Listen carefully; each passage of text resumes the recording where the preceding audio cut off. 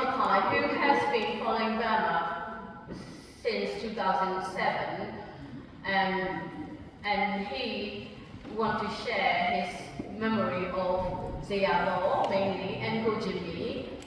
And at the time in the movement, he was heavily involved in around that time to do free political prisoners campaign, went around the world taking photographs and then made the project of a free political prisoners campaign and released, published the book as well. James, please.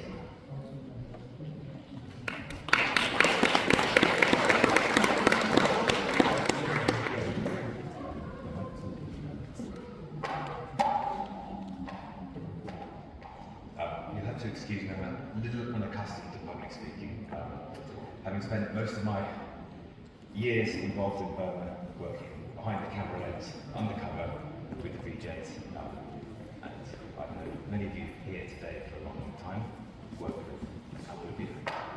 And, but that being said, it is obviously a huge, huge privilege to be able to share a few thoughts and memories with you all of some very important Jimmy says thought and many other people I've worked with through the years, some of their colleagues. So 2007, to go back to that time, Saffron Revolution, not that that was then, that was 2012 actually, just after, that was the day after they were released, January. But that was the first time when I started my work on political prisons, which took me on a long journey, meeting the likes of Jimmy and Zayabo and many others. And I spent the first bit of that time in Burma and then on the border really with Generation Wade. Therefore meeting Zayabo, not meeting Zayabo at that time because he was arrested, but learning about him and his colleagues. I spent quite a lot of time out there on the border with them. And started my project and took me around the world, did a lot of work for political prisoners, learning about people, and it really opened one's eyes to spend time with people who have experienced the things that they've experienced, and the reasons why they do what they do, and still do it. And I think Jimmy in particular characterises that strength and passion and love, not just for his country, but I think for his people, which was really possibly one of the most poignant things that I took out of meeting him when I did meet him, but also political prisoners in general, and Burmese people, but in particular political prisoners. They bear that as a characteristic, which is very inspiring. So, having met lots of people, fast forward now to, I suppose, when I met Jimmy for the first time. So obviously he spent most of his life, most of my life in prison, and a bit difficult for me in Burma, although working undercover got me to certain places. Getting me inside of prison was obviously one thing which I was never able to do, in a good way. Although that being said, what I was working on at the time in 2012, as part of the work with political prisoners, working on a little side project about Jimmy and Neela, but particularly about their daughter, Pinechi. We were going to be doing a sort of photo documentary about her life, the struggles, but we were going to be trying to push the boundaries as we do, going to a prison visits, secret cameras, all those sorts of things, really trying to get something tangible out to express the human side sometimes, and that's often what people can tap into outside of the bubble that a country is like, the general public understands something. So we're working on this little story to try and do something along those lines. I was in Burma in early January 2012. Sasuchi had obviously been released several months before, and there was lots of hope at that time. Things were changing. And I remember sitting there one night, getting a phone call, and it was like, tomorrow's the day. I was like, tomorrow's the day. Everybody's going to be released. We've got the news. believe A, that it was happening after all these years, and B, luckily for me, there I was, sitting in Yangon, having spent all these years learning and telling the stories of all these people, and then the very next day they're all going to be released. So it was a very important time, obviously, the dawn of what we had hoped at that time, of a new horizon, of a new day. And the very next day, the auspicious Friday the 13th, maybe not in Burmese, but for many other people else around the world, Friday the 13th is quite an auspicious day. We made our way, first of all, to Eastham prison. People were released, very euphoric, amazing days. And then to the airport, where obviously the likes of the 88 generation students had been spread out all over the country, far away from their families and friends that spent their time in solitary confinement, many of them. And slowly throughout the day, one by one, they would land, the plane would land, and the airport was packed, absolutely packed. I mean, I've never experienced a day like that, to be honest. And as each one would come through the gates, the crowds would cheer, and then another hero arrived. And one after one, and the day from first thing in the morning, and it got through to the afternoon, and Manila arrived from Thea prison. And only literally 2 weeks before, we were just about to go up there on this little trip with PhD to try and do this little video thing with the camera and everything. And suddenly she arrived, and of course the crowd were just, it's a love story, Jimmy, the whole country, and people know so much about her. And it was amazing, she was there, everyone was emotional. And then of course it was thoughts on Jimmy. When's Jimmy going to land? Is he going to land today? Is it tonight? Is it tomorrow, the next day?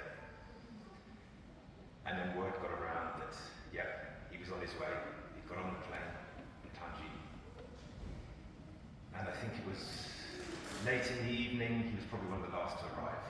And the suspense waiting was amazing. And then when he stepped foot through the gates, you could see him down the corridor. The crowds were cheering and erupting. And then he came through, and obviously it was lovely because just to be there to witness it, I think I was the only Westerner, very lucky to experience that moment. And the family being reunited was the most important thing after all of that time. And it was a very, very poignant moment. But what also really showed so much, I think, about Jimmy on that day was what he meant to everybody else. It wasn't just a celebration of the fact that everyone had been released, which is enough in its own right to celebrate. But there was this really unbridled joy and happiness that the three of them as a family were back together, because they meant so much to the people. They'd given so much, and people looked up to them and loved them as a family unit. And Jimmy did what he did, embraced everybody, and within seconds of walking through, he was sitting down in front of a microphone, telling everyone what needed to be done, what the next steps were going to be, how we're going to do it. And he had literally, just moments before, walked out of prison on an airplane, and there was no stopping him. Like there never has been to so many of his comrades, and there never will be. I think that's part of the passion that hopefully will push the junta out and push the country back on the right path. I spent the next few days after his release with him. I was very lucky. I don't quite know how I managed to do that, but they all seem to know more about me than I knew about them, and I never met them before. But that's the way it works, the little political prisoner network, I suppose. But I was very privileged. I spent some time with Jimmy then, as I have done over the years, each time I've been back in Burma. And he, like so many of his colleagues, obviously I know, but he has always been the most welcoming, honourable person who really, really carried his country and his people in his heart.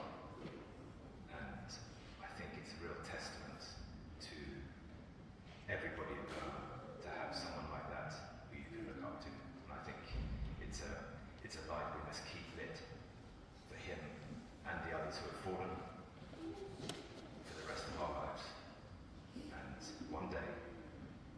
be back in Burma. I truly believe that. And I think, if nothing else, you all deserve it, as do the people of Burma. So there's a little video clip now of that day at the airport. It's all photos put together. I was doing it for Human Rights Watch, so we put it together afterwards that night. I think we had the internet just about working back in those days. We managed to get the photos out. And this is Elaine Pearson from Human Rights Watch just talking over, explaining the day. But these are the photos of the day. But thank you very much indeed for your time. January 13th, 2012 is really a momentous day in Burma. The Burmese government released 651 prisoners. Many of them were political prisoners. Supporters and relatives gathered at the airport. They welcomed home activists, ethnic leaders, journalists, bloggers, and monks. They've been serving long sentences in faraway prisons. Many of those who were released were members of the 1988 student movement. That uprising led to a brutal crackdown. The movement's leaders had been in and out of prison for years. Neela Tain is one of Burma's most prominent female activists. She'd been serving 3 years of a 65-year sentence. Before that, she'd been living in hiding.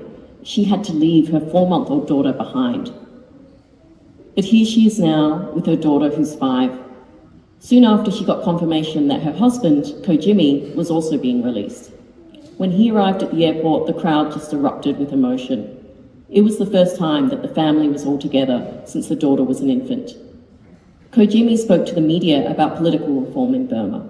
Speaking out like this just a few months ago would have landed an activist in prison, but we're really starting to see change in Burma. After years of international calls, the government is finally doing the right thing in releasing political prisoners. But we believe there are still hundreds of political dissidents in prison. The next step is for Burma's government to allow international monitors to verify the whereabouts and conditions of those who remain in prison. We also need to make sure that those who've been released are able to participate in public life and the upcoming elections.